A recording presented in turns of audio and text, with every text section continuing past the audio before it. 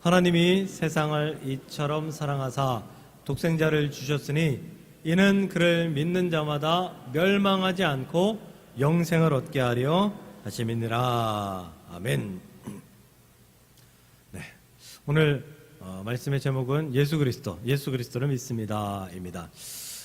우리는 지금 사도신경을 세밀하게 살펴보면서 은혜를 받고 있습니다. 지금까지 사도신경 강의 말씀의 공통점은 내가 믿음을 고백합니다. 나는 믿습니다. 입니다. 나는 전능하신 하나님을 믿습니다. 예, 고백이었고요. 나는 천지를 창조하신 우리 주 하나님을 믿습니다. 였고요.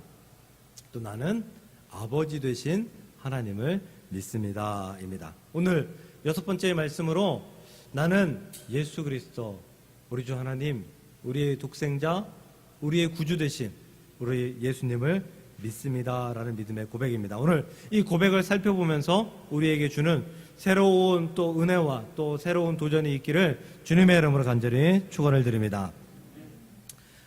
하나님이 세상을 이처럼 사랑하사 독생자를 주셨으니 누구든지 예수 믿으면 멸망하지 않고 영생을 얻으리로다. 요한복음 3장 16절. 이게 얼마나 많이 불렀으면 이렇게 빨리 부르는데도 하나도 안 틀리고 아직도 외우잖아요. 아직도 부르잖아요. 주일학교 시절에 정말 수도 없이 많이 불렀습니다.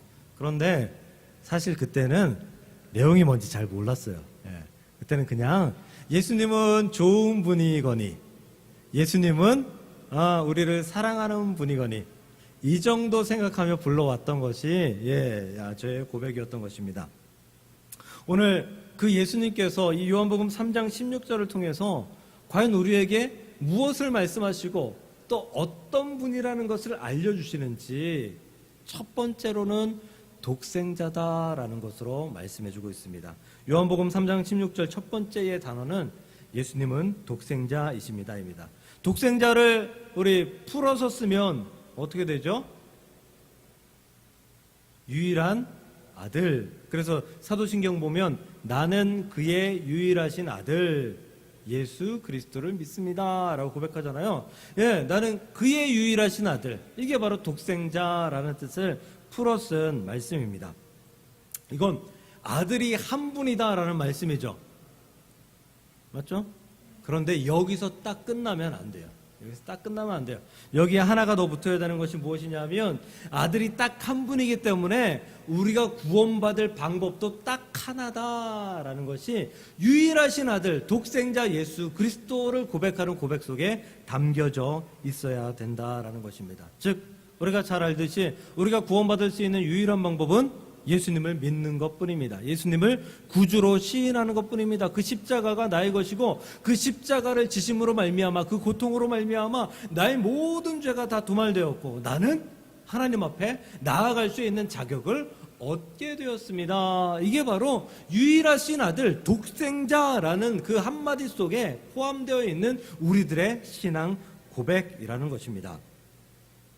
사랑하는 성도 여러분, 이 독생자 예수 그리스도인데 하나님이 유일하시다는 것을 믿으십니까? 별걸 다 묻습니다. 믿어야죠. 믿지 않으면 이 자리에 앉아있을 필요가 없는 거죠. 기독교는 유일하신 하나님을 믿는 종교예요. 기독교는 전통이나 사상이나 사람들이 가꾸어져 온 것들을 믿는 그런 종교가 아니라 스스로 성경을 통해서 나는 스스로 있는 자니라. 나는 여호와 하나님이다.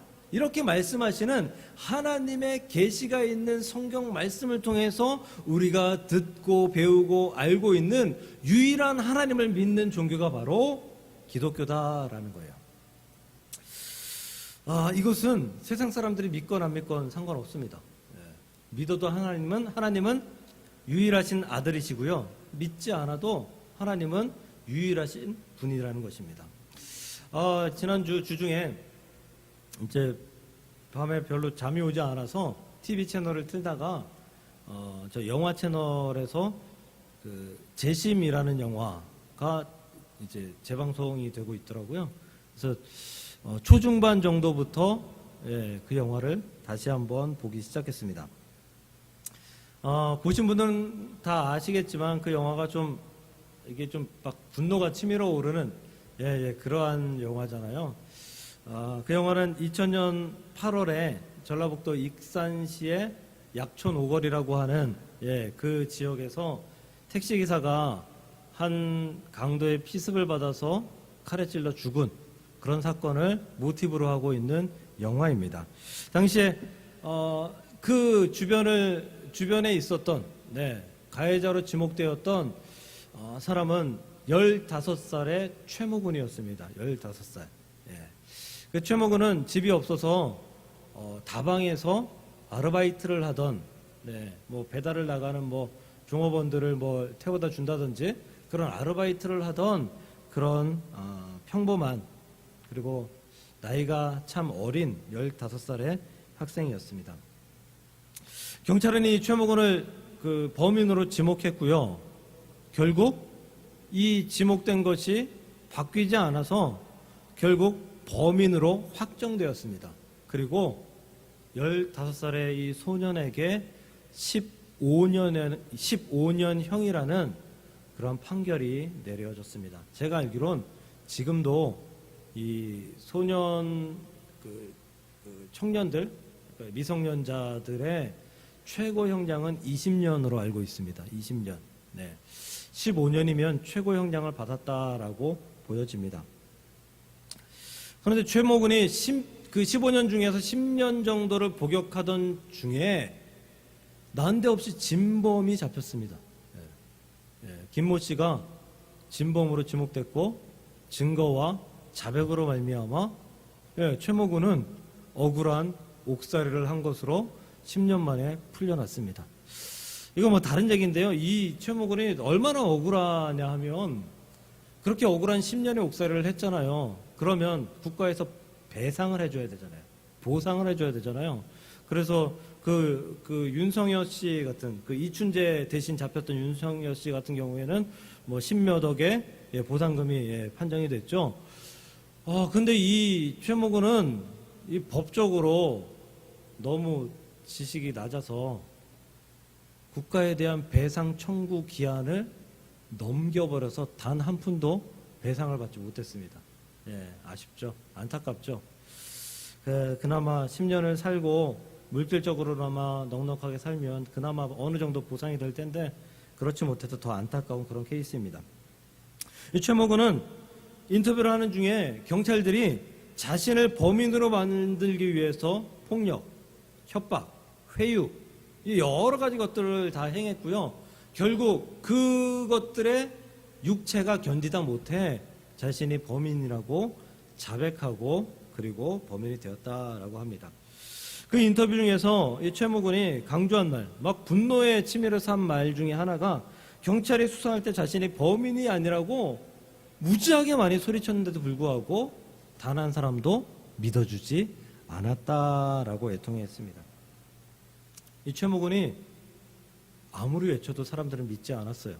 아무리 외쳐도 믿지 않았어요. 그런데 진실은 이 최모군은 범인이 아니었다라는 것입니다. 믿던 안 믿던 우리가 하나님을 믿던 안 믿던 상관없어요. 하나님은 유일하신 분이십니다. 변하지 않아요. 절대 변하지 않아요.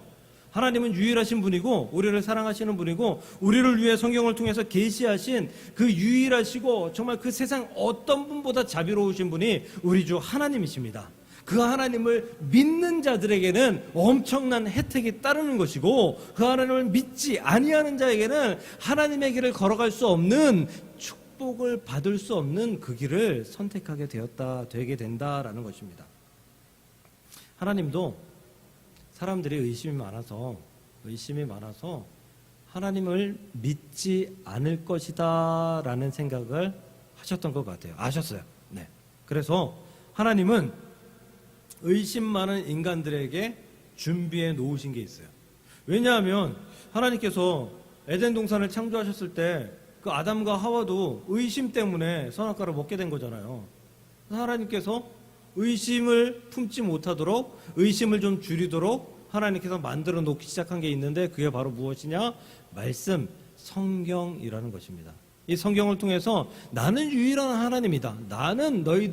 내가 너희들을 창조한 하나님이다. 나는 너희들의 하나님으로서 너희들의 역사를 주관하고 있다라는 것을 성경을 통해서 우리에게 계속해서 보여주고 있다라는 거예요. 그래서 사람들은 일단 기본적으로 모든 것을 다 떠나서 성경을 봄으로 말미암아 하나님이 유일하신 하나님이다라는 것을 깨달을 줄 아는 지혜와 믿음이 반드시 필요합니다. 사랑하는 성도 여러분, 세상의 모든 신은 허상입니다. 하나님 외에는. 신이 있다 없다 이야기하는데요, 아니 신은 없어요. 하나님 외에는 없어요. 있는 게 아니에요. 절대 없는 거예요. 하나님은 유일하신 분이고 그냥 하나님이 그냥 한 분이시기 때문에 유일하다가 아니라 신은 전혀 없고 오직 하나님만 신으로서 존재한다. 이게 바로 유일하신 하나님이라는 뜻입니다. 하나님은 자신이 유일하시다라는 것을 사람들에게 알리기를 원하셨던 것 같아요. 그래서 신명기 6장 4절에 하나님께서는 이렇게 말씀하십니다. 우리 성경 보이죠? 같이 한번 읽습니다. 시작. 이스라엘아 들으라. 우리 하나님 여호와는 오직 유일한 여호와시니. 아멘. 예, 여기서 제일 중요한 것은 앞에 8자예요. 이스라엘아 들으라. 이스라엘아 들으라. 다시 말하면 들으라 이스라엘. 들으라 이스라엘. 어디서 많이 들어보지 않았어요? 예? 들어보지 않았어요? 찬양에도 있고 그 소리알인가 뭐 하는 그 찬양에도 있고, 예. 들으라 이스라엘. 이스라엘아 들으라. 이게 뭐냐면 쉐마예요. 쉐마라는 말은 많이 들어보셨죠? 예, 들어본 것 같죠? 예, 이스라엘 백성들에게 하나님께서 명령하시고 이스라엘 백성들에게 내가 어떤 하나님인지 알려주시고, 예, 이스라엘아 들으라 모아놓고 하나님께서 아주 핵심적인 말씀들을 그들에게 부어주시는 것, 이것을 쉐마, 이스라엘을 모음을 쉐마라고 이야기를 해요. 그 쉐마의 말씀을 6장 4절에서 말씀하시는데, 첫 번째 쉐마의 말씀이 무엇이냐? 바로 나는 유일하다, 유일한 여호와다, 이걸 말씀해 주시는 거예요. 사람들이 하나님이 유일한 분이다, 다른 신은 없다, 이걸 알기 원하셨다라는 것입니다. 사람들이 그저 하나님이 한 분이시고 하나님이 여러분들과 함께 하신다, 이스라엘 백성들이 그냥 그렇게만 이야기하셨다면, 이스라엘 백성들이 주변 근동에, 그 고대 근동에 있었던 많은 신들, 그리고 또 그 신들이 역사하는 것 같은 많은 착각들, 그런 것들 속에서 하나님도 계시고 다른 신도 있고 이렇게 착각할까봐 하나님은 들으라 이스라엘을 불러놓고 가장 강력한 말씀으로 나는 유일한 하나님이다 라고 말씀해 주셨다라는 것입니다. 여러분들이 믿든 안 믿든 상관없습니다. 그분은 유일한 하나님이십니다. 여러분들이 그 유일한 하나님의 축복과 은혜와 섭리 속에 살아가고 싶다면 그 유일하신 하나님을 반드시 믿고 매일마다 고백할 수 있기를 주님의 이름으로 간절히 축원을 드립니다. 그 유일한 하나님을 믿기가 어렵다, 믿기가 힘들었다라고 말씀드렸잖아요. 그 중에서 가장 믿기가 힘든 하나님의 존재는 삼위일체의 하나님입니다. 인간의 인성과 과학으로는 절대 증명할 수 없는 최고의 이론이, 최고의 교리가 삼위일체예요. 삼위일체를 이해하시는 분, 네, 이해한다 하면 거짓말이에요. 네, 이해 못해요. 사람은 이해할 수 없습니다. 삼위일체의 교리를 정립시켰던 성 어거스틴도 삼위일체를 이해할 수 없다라고 말할 정도였습니다. 삼위일체는 성부, 성자, 성령 세 분의 위격을 가진 그 세 분이, 예, 하나로 존재한다라는 것입니다. 사실 이거 자체가 말이 안 되죠. 이거 자체가 이해할 수 없습니다. 이해 불가해요. 우리가 어떻게 이해를 해요? 세 분의 위격인데 어떻게 하나의 생각을 할 수 있고, 예, 조금 다른 생각을 어떻게, 예, 그 세 분이 그 조금 다른 생각도 어떻게 하지 않을 수 있고, 또 예수님께서 몸으로 이 땅에 내려오셨는데 예수님이 죽으시면 세 분 다 죽으신 것으로 되어야지 어떻게 또 예수님 한 분만 죽은 것으로 되는 것으로 끝나는지, 도대체 당체 이해할 수 없는 것이 삼위일체의 교리입니다.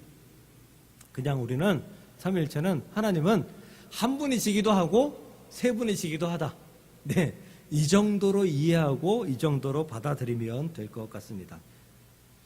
삼위일체에서 삼위 또 따로 일체 이렇게 따로 떼놓으면 이해할 수 있어요. 네. 삼위라는 것을, 또 일체라는 것을 성경이 증명하고 있기 때문이에요.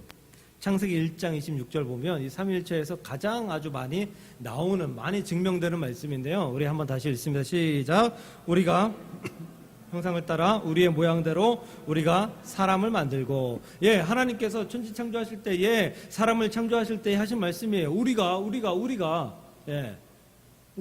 만약에 하나님이 한 분이시고 세 분의 육격을 가지고 있지 않다면 우리라는 말을 할 필요가 없죠. 내가 혹은 둘이라면 너와 내가, 우리라는 말을 사용할 수도 있겠죠. 그러니까 이 우리라는 말은 둘 이상, 어쩌면 셋 이상의 말을 이야기한다, 셋 이상을 표현한다 라고 볼 수 있고요. 시편 110편 1절, 다시 한번 읽어요. 시작. 여호와께서 내 주에게 말씀하시기를 내가 내 원수들로 내 발판이 되게 하기까지 너는 내 오른쪽에 앉아있으라 하셨도다. 여기서 중요하신 말씀은 앞에 9글자예요. 여호와께서 내 주에게, 여호와께서 내 주에게 말씀하셨대요. 여호와는 하나님이죠. 확실히 하나님이죠. 내 주는 누구일까요? 사울왕일까요? 그래서 영어 성경을 제가 적어왔어요. 앞에 그 9글자에 대한, The Lord says to my Lord. 앞에 로드나 뒤에 로드나, 대문자 소문자의 차이이지 똑같죠? 똑같아요. 똑같은 하나님이에요. 그런데 이 시편이 어디에 기록되어 있는 거예요? 신약에요? 시편이 신약에 있나요? 구약에 있잖아요. 구약에 예수님이라는 존재를 아는 사람이 얼마나 됐을까요? 의문이죠. 의문이에요. 그런데 이 시편을 적은 다윗은 예수님이라는 단어는 몰랐지만 하나님께서 한 분이 아니라 또 다른 하나님이 계시다라는 사실을 알고 있었던 거예요. 다윗이 알았다면 제사장들도 알았겠죠. 많은 사람들도 알았을 거예요.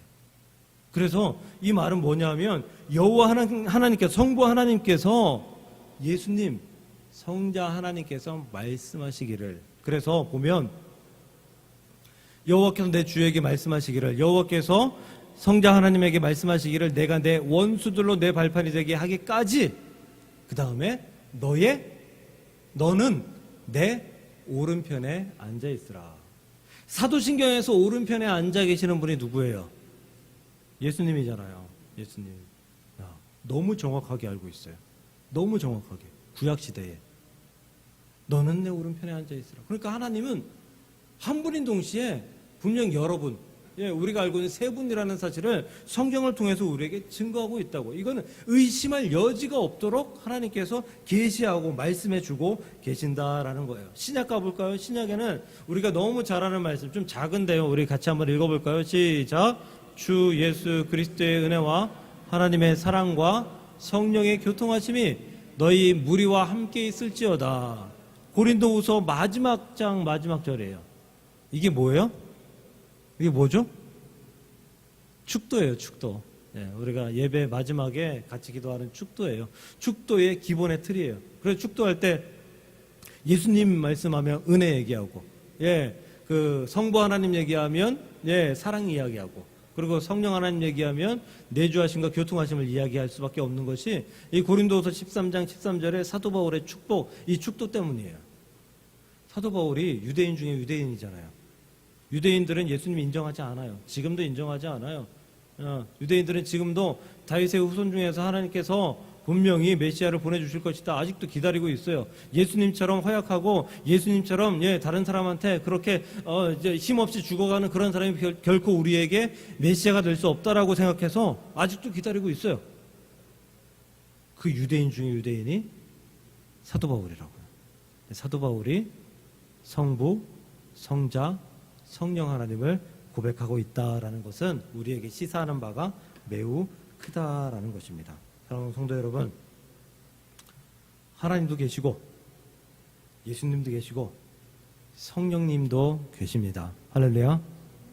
그렇다면 우리가 나는 그의 유일하신 아들 우리 주 예수 그리스도를 믿습니다 라는 이 고백 속에는 나는 성부 하나님도 믿습니다, 나는 예수님도 믿습니다. 나는 성령 하나님도 믿습니다. 나는 삼위일체의 하나님, 그 예수님을 통해서 보여주시는 그 은혜를 내가 알고 있습니다. 믿습니다. 고백하는 그 고백의 내용이 나는 그의 유일하신 아들 우리 주 예수 그리스도를 믿습니다의 내용이라는 사실로 받아들이시고 고백할 수 있는 저와 여러분들 되시기를 주의 이름으로 축복합니다.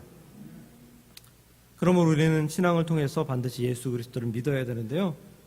요한복음 3장 36절을 보면 이런 말씀이 기록되어 있는 것을 볼 수 있습니다. 이것도 다시 한번 읽어볼까요? 시작. 아들을 믿는 자에게는 영생이 있고 아들에게 순종하지 아니하는 자는 영생을 보지 못하고 도리어 하나님의 진노가 그 위에 머물러 있느니라.